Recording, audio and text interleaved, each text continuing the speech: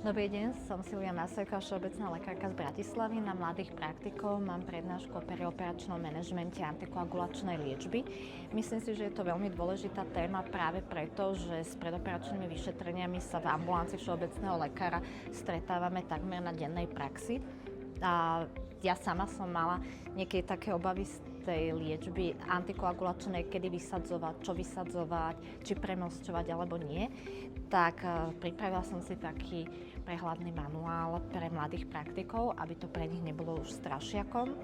A práve preto, že sa mnohé kompetencie a guideliny veľmi rýchlo menia, je dôležité chodiť na takéto podujatia, ak chce človek liečiť podľa najmodernejších štandardov, najmodernejších postupov.